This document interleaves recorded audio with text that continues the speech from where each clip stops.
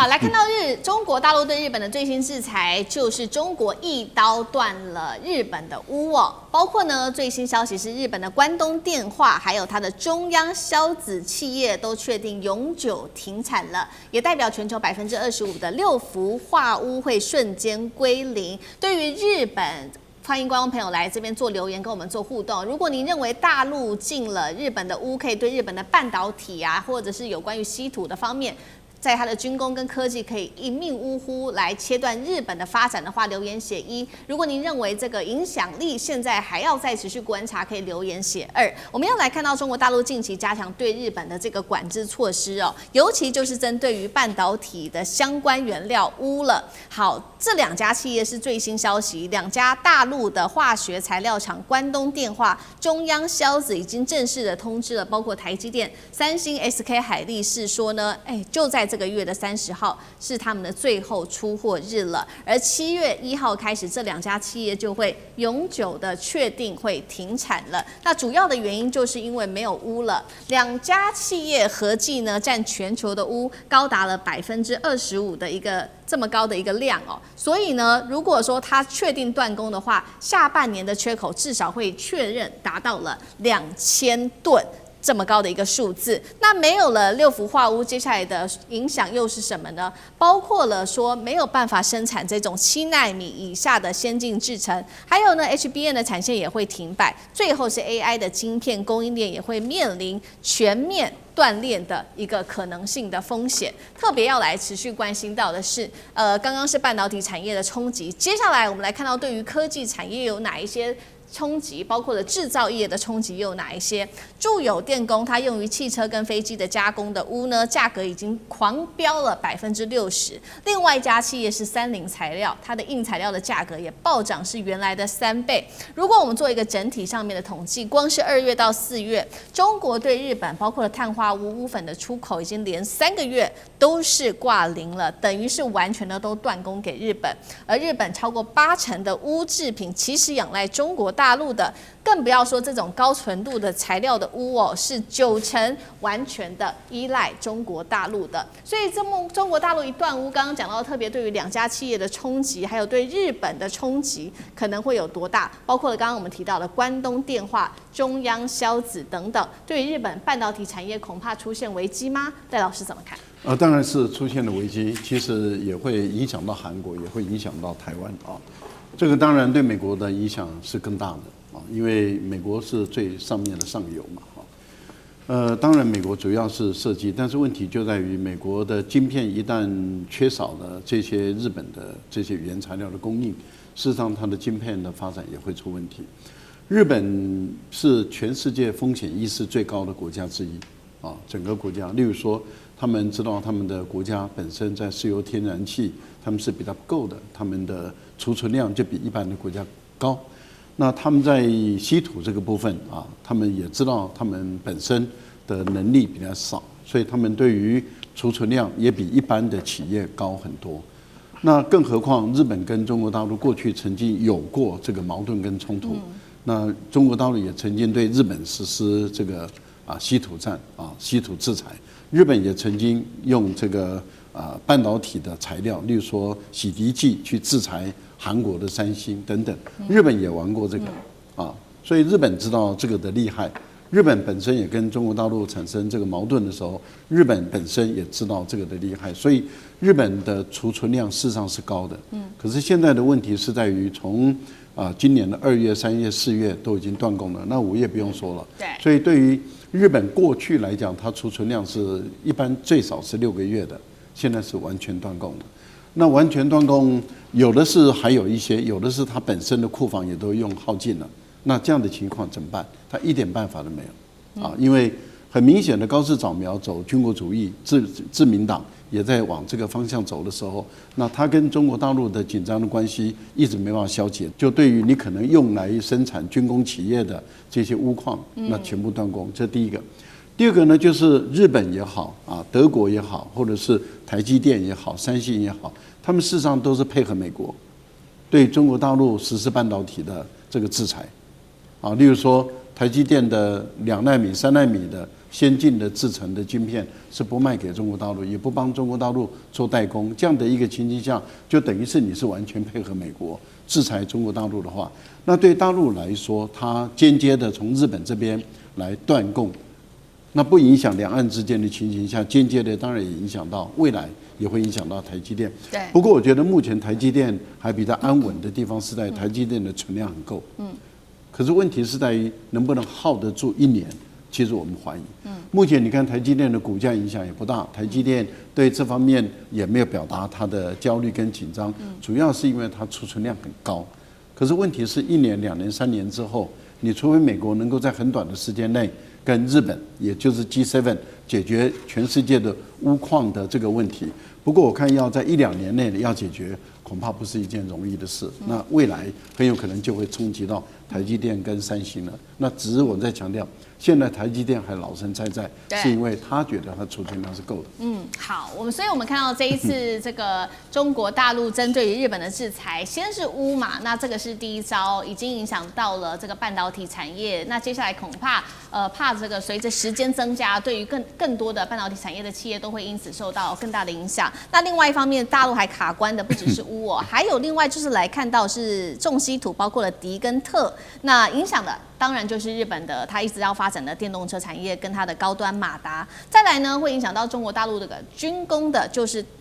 会影响到日本的军工的发展的，就是中国大陆还限制了20家他认为有涉入军事的企业，会列入稀土的出口管制名单当中。那这20家企业也当中包含了30造船。那舰长怎么看？现在看起来是从半导体一直到这个汽车产业，一直到军工，恐怕都会被中国大陆锁住命门吗？舰长怎么看？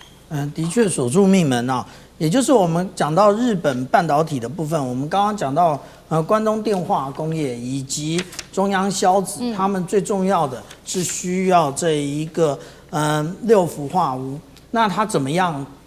也就是氟跟钨到底它的需求是什么？其实它是用氟气以及这一个钨粉。那进行结合，那它是半导体的制程当中非常重要的一个气体啊。那这一个部分，第一个也就影响了有关于半导体的生产。那第二个呢，也就是刚刚主持人有特别提到有关于汽车的部分了。汽车的部分除了刚刚我们提到的有关于这个稀土的需要的话，另外还有一个重点，也就是我们讲到说它的一个电动车的一个设计。其实远远落后于中国大陆，所以我们讲到说汽车这个部分也同样的，不能够再继续的像以往 Toyota 的这一个势如破竹了。那 Toyota 在最近的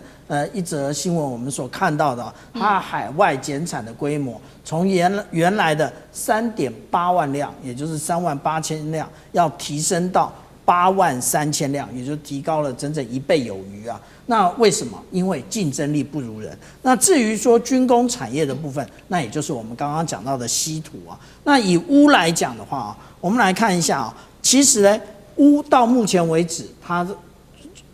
真正的来源是这些工业废料。那但是呢，如果我们来看产量的话，这个中国大陆是世界第一。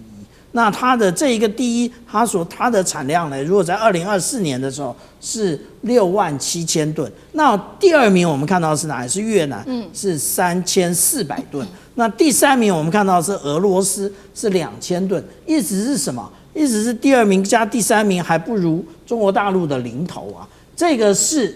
为什么？我们刚刚讲到那2家公司，它直接的说我们永久的这个停业，因为他知道。那在短期间之内，它没有办法再获得钨的这种来源。那至于说我们刚刚讲到军工到底有多严重，就对于缺乏这一个有关于稀土的部分，我们看到啊，这是F-35战机，它原来使用的是 APG-81的这种射控雷达。那这种多用途的雷达呢，现在它的前面交机的时候，它用的是什么？用的跟大家在这一个运动中心所使用的配重块一模一样啊？为什么？因为它没有这一个雷达可以交互。那这个为什么呢？因为它缺乏了有关于稀土的部分，这个也就是方方面面的影响到军工的部分。我们现在看到啊，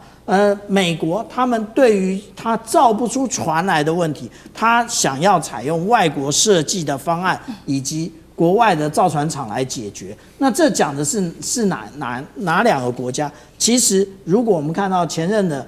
这一个海军部长他的讲法，也就是他讲到他选择的是韩国跟日本。但是选择日本可以解决吗？还真不能解决嘞。为什么？因为我们看到，除了我们刚刚讲的原因，还有其他的原因啊。这是日经济它的这一个独家报道告诉大家，其实它还缺乏劳动力啊。也就是日本少子化是很有名的啊。那当然现在已经被台湾超越了。那也就是它这么少的一个人口，它如何的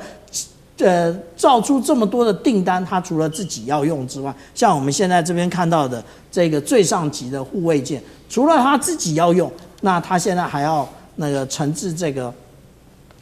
澳大利亚，那甚至纽西兰也很有兴趣，台湾也说我们也要加入，怎么可能呢？我们讲到的，无论从现实层面的稀土污都那以及甚至人都成了问题。那我们讲到说，对于高市早苗来讲，他的任期真的是指日可待。好，对，所以现在这个高市早苗在中国大陆的这个禁令之下，承受了非常大的压力。刚刚讲的重挫了日本的3大重要的产业哦，包括了这个日本的军工产业、半导体产业跟它的电动车等等的产业。所以现在呢，日本也急着出招，赶快去请求其他的国家来一起做帮忙。那现在呢，高市早苗呢就去了 G7 的峰会，他就在这边提议说呢，我们大家一起来做关键矿产的共同储备。那另外呢，他也说呢，这个夏天会派团前往格陵兰来评估在当地的稀土开采。日本自己企业自己想自己的办法说呢要来做回收企业，把钨回收，但是目前看起来回收率只有30%，远远的不足。那日本也积极的拉拢蒙古国要来做轻稀土的这个储量，因为它在这边是有18%的轻稀土的储量，但是呢，现在还是卡在说开采啊、分离跟运输的技术都还不足够成熟。再来就是美国了，美国现在要重启呢，在韩国这边已经关闭30年的全球最大钨矿，但是呢，我们知道这还要好几年的时间才可以完成。杨老师怎么看？跟得上速度吗？用思敏你刚才讲到的一句话，我把它扩充为3句：缓不济急，代价过高，然后呢，其实基本上缺口太大。那大概是上个礼拜吧，在中国的日本商会有8000多家日本的企业，就有一个请愿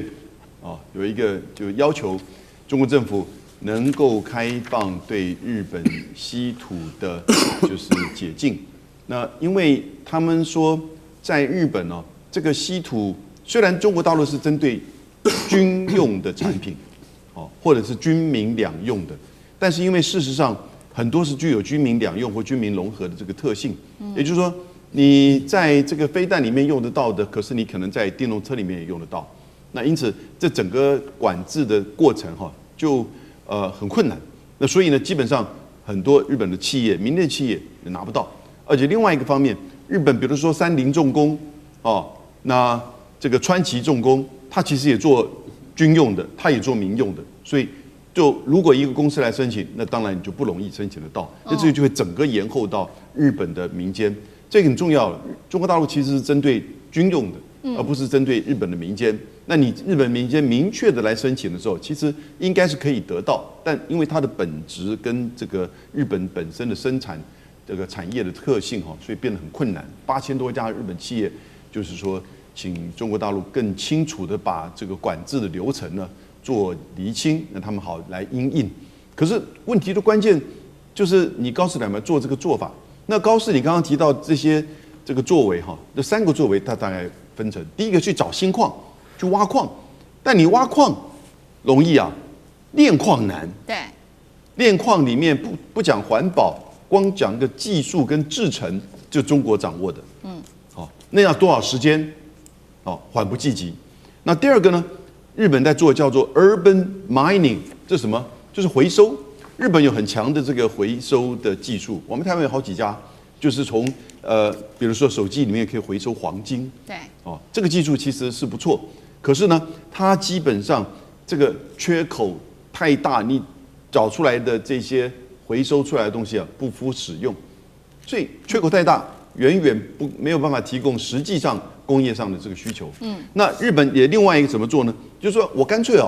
更长远的规划，去风险化。这个词大家好久没听过了哈，因为拜登政府提嘛，叫 de-risking， 也就是说我们现在去找中国加一到国外去找一个新的供应链，从矿产各个方面弄出来，那你就旷日费时了。那你到什么时候去？然后再加上这个矿本身的技术跟就是整个环保的问题，所以这整个东西你最后只是得到一个心理安全保障，可是你永远没有办法跨越那个物理限制、物理结构的限制。所以我觉得高市政府，甚至整个西方的政府，要面对稀土跟这个稀有金属的问题要跟中国大陆好好的去沟通、去相处，正确的政策才能够确保你自己本身产业的发展。好，谢谢杨老师。那我们休息一下，马上回来。地缘政治、美中之争、战略价值、强权崛起、小国生存。现在与未来洞悉事件走向，掌握世界脉动，全球观点。